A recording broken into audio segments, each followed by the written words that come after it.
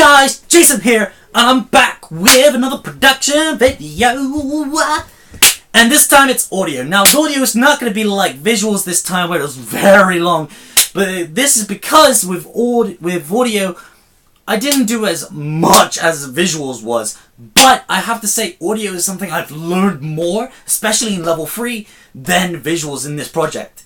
Now, with audio, last project I found that sound was very important. And it was more important, I think, than visuals, as visuals is just a picture.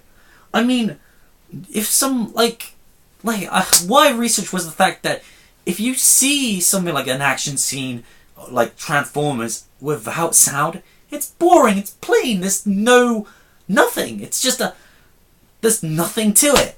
And it feels like it's missing something. It just feels off. It's like I'm watching nothing. Like, there's no emotion in it.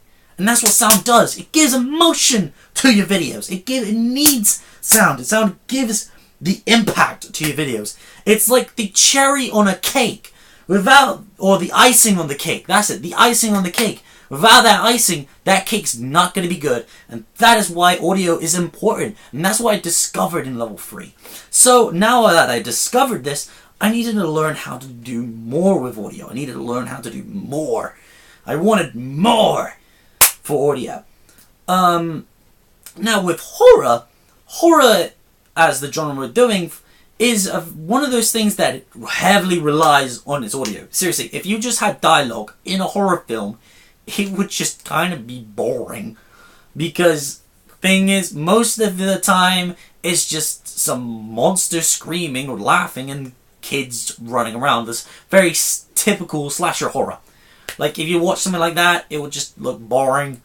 Like, just with dialogue. I mean, sound effects really help, especially with the dun-dun, like that. That's like, it gives you eerie feel. Like, the sound really gives the eeriness and impact to horror for your footage. And that is something we needed to do great. So we needed to make a lot of discorded sound. Now, for this level 3, besides working as a team, what I wanted to learn specifically on audio was something new besides using, like, internet. Secondary sources. Reason why I didn't want to use internet sources was because I've used it a long time in the past. And for a long time in the past, when I used it, like, I don't know, I wanted to be authentic this time. I don't want to grab some random sound effects that some other dude made and then chuck it in my video. Or be, like, stopped by copyright. I wanted to make my own legitimate sound. My own legitimate sound. For me. And one of the words that I mysteriously didn't know when they were given the unit sheet was Foley. And I was like, wait, Foley? What's Foley? I don't know what Foley is. So, I looked it up. And I found something amazing. I found what I was looking for. Legitimate, authentic music. Or sound. And that is from Foley. Foley is the art of getting sound from anything, any other item, just any objects, just getting sound somehow, some way, and then putting it on your already recorded footage, all footage that was already in post. So you're getting sound that is not what is, and then putting it in post. Now, this is the reason for this, is what a lot of professionals do, and I really get why. I mean, for example, two swords clashing don't sound like two swords clashing, or a gun firing doesn't sound like a gun firing that they do in movies. This is because they don't actually sound like that. And in movies, they play with our expectations. So that is why what actual sword is created with a two slashing is actually just a knife scraping on metal or another knife. Or say even a punch is just like someone punching a bunch of celery and pillows or something like that. Or breaking sticks. It's, what you think in a movie is that sound, it's not gonna be that sound. Which is so cool! It's like, it's amazing! So, I tried Foley myself, and I got the help of my partner Briny, and I also got a lot of equipment. I also got 2 watermelon. It was heavy, man. It was really heavy. And I went all the way to ask Rich for a favor, and I asked him, can we use your studio, man? Can we use your studio at SGS? And he was like, yeah, I'm totally cool, bro, but I can give you a hand. He was like, yeah, and he was like, yeah, thanks, Rich. And so we all came to the studio, and he gave us a hand to it, and me and Bryony had a lovely blast. It was so fun to do Foley. It was something so different, and creating sound legitimately it gave me that feel. It was like, I was like, I'm actually making something that's not from someone else. And it just made me this really good film, and it was just so fun. It was really fun to experiment. Which was also kind of my problem as well. It was really hard for me to research, as I said on my research, that Foley is experimentation. Now, for me, with this, just like I said with the stabilization in my visuals, is that because I don't know truly how to do Foley, even no matter how much research I can do, no matter how much of the most impactful research I've plopped in my brain, I would still not know how to do it. That's because I'm not experienced in it. Even if I do some test footages, I won't know how to do it. Because I need practice in it. Practice makes perfect. And that's something I needed to learn on my own. So with Foley, I needed to learn it. But during it, I really didn't know how to truly proceed. I mean, I'm usually one of those people who usually follows the strict rule guideline. So finding something where you use to experiment is pretty unique and pretty hard for me. So it's something I really want to get into.